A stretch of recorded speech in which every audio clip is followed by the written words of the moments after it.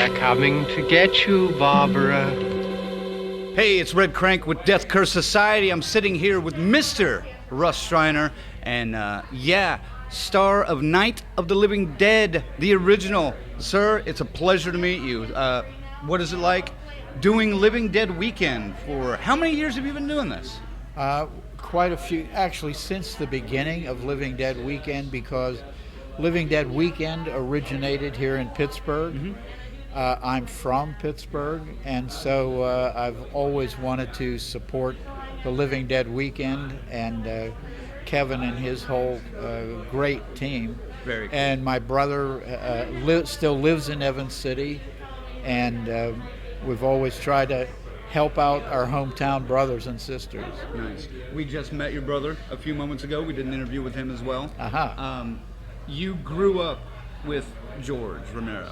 I did. And what was he like as a kid? Could you tell, even younger, that he wanted to be a filmmaker? Well, I didn't grow up with him as a kid. I met him when we were both, how old were we? We were both, I think we were both 18. Okay, so you were in your teens? Yeah. George moved here from the Bronx, New York, to go to college here in Pittsburgh. Okay. And that was the period when I first met him. Okay. All I wanted to be ever, I never wanted to be a fireman, never wanted to be anything else other than an actor. And George wanted to be a filmmaker, and we had some simpatico in terms of what we wanted to do. He invited me to be in a film that he was working on at the time as an actor. I did, and I became fascinated with the production process, and we just started to hang out together, and our friendship and business relationship ended up lasting for almost 60 years. Wow. Yeah. There's not many friends that you can say you stuck with for 60 years. And that goes both ways. We didn't always see eye to eye on everything, as in any kind of relationship. Sure. But the underpinnings of all of it was our friendship and concern and love for one another. So it lasted for 60 years. I'm so happy to say. Wow. I wish it had been longer, but Sure.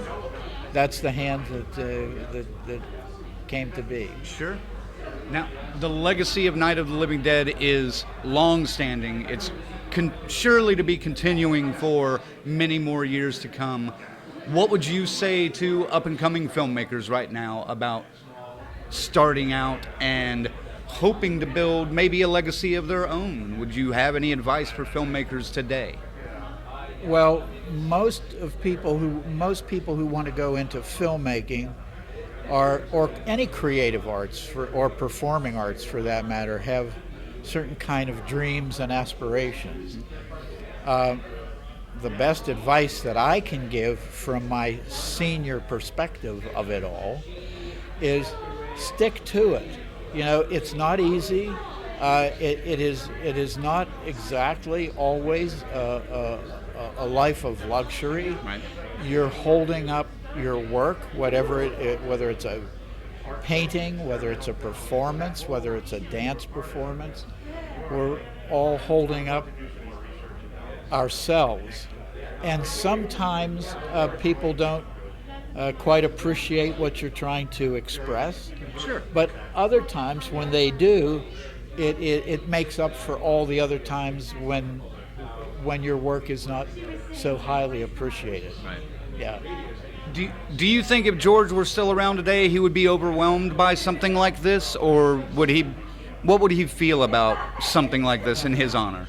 George was actually a pretty modest, humble person.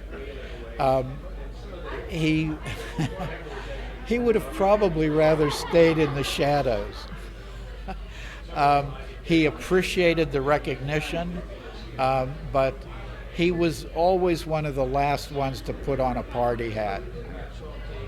Excellent. Well, Mr. Russ Streiner right here, Johnny from Night of the Living Dead.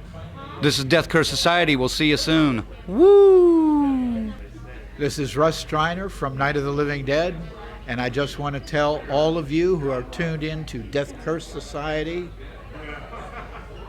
they're coming to get you, Death Curse Society.